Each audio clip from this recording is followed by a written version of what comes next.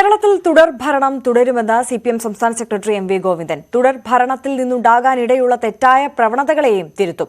ബംഗാളും ത്രിപുരയും അനുഭവമാണെന്നും അത് ഉൾക്കൊണ്ട് പ്രവർത്തിക്കുമെന്നും എം വി ഗോവിന്ദൻ പറഞ്ഞു. ലോക്സഭാ തെരഞ്ഞെടുപ്പ് ഉണ്ടാകും, തുടർ ഭരണത്തിൽ തുടർച്ച ഉണ്ടാകുമെന്നാണ് നേരത്തെ അവകാശപ്പെട്ടത്. ആ സാഹചര്യം ഇപ്പോൾ നിലനിൽക്കുന്നുണ്ടോ? തുടർഭരണത്തിന് ഇന്നത്തെ ഈ കേരള രാഷ്ട്രീയത്തിൽ പിന്നെ ആരെപ്പറ്റിയാണ് പറയേണ്ടത്? ഒരു വികസന പ്രവർത്തനം നടത്താൻ അനുവദിക്കാതെ ഈ പ്രതിപക്ഷമോ?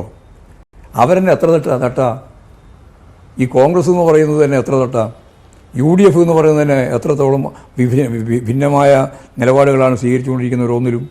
നവകേരള സദസ്സിൻ്റെ ഭാഗമായിട്ട് വലിയ ജനകീയ മുന്നേറ്റം ഉണ്ടായി. അപ്പോൾ അവർ പ്രഖ്യാപിച്ചു ഞങ്ങൾ ജാഥ പുറപ്പെടുകയാണെന്നു. ഇപ്പോൾ ആദ്യം പറഞ്ഞു സുധാകരൻ തന്നെ ജാഥ നയിക്കും. ഇപ്പോൾ സുധാകരനും അതുപോലെ തന്നെ VD സതീശനും കൂടി ജാഥ നയിക്കുന്നു. എല്ലാ മണ്ഡലത്തിലും പോകുന്നു. എവിടെ പോകുന്നതാണ് നിങ്ങൾ പറയുന്നത്? അപ്പോൾ സാധിക്കുന്നതല്ല. ജനങ്ങളെ അവർക്ക് ആ രീതിയിൽ സംഘടിപ്പിക്കാനാവില്ല. വികസന പ്രക്രിയയെ പൂർണ്ണമായും തള്ളി കേന്ദ്ര ഗവൺമെൻറ് കേരളത്തോട് കാണിക്കുന്ന ഫെഡറൽ സംവിധാനത്തിന് നേരെയും അതുപോലെ തന്നെ സാമ്പത്തിക ഉപരോധത്തെയും അഡ്രസ്സ് ചെയ്യാതെ കേരള രാഷ്ട്രീയത്തിൽ ഒരു പാർട്ടിക്ക് മുന്നോട്ട് പോകാൻ പറ്റില്ല. അത് ഞങ്ങളുടെ പാർട്ടിയല്ല ഞാൻ പറയുന്നത്, ഒരു പാർട്ടിക്കും പറ്റില്ല. ആ രാഷ്ട്രീയം കൃത്യമായിട്ട് അവർ മനസ്സിലാക്കണം. മനസ്സിലാക്കിയില്ലെങ്കിൽ ജനങ്ങൾ ഒറ്റപ്പെടും. അതിന് സംശയമുള്ളത് ഈ തുടർഭരണം ഒരു അപകടം കൂടെയല്ലേ? കാരണം CPM-ന് മുൻ അനുഭവങ്ങളുണ്ട് ബംഗാളിലും ത്രിപുരയിലും. ഞങ്ങൾ തിരുത്തി ശരിയായ രീതിയിൽ മുന്നോട്ടേക്ക് പോയാൽ മതിയല്ലോ. അതും കൂടി അനുഭവം വെച്ചുകൊണ്ടാണല്ലോ ഞങ്ങൾ പ്രവർത്തിച്ചുകൊണ്ടിരിക്കുന്നത്.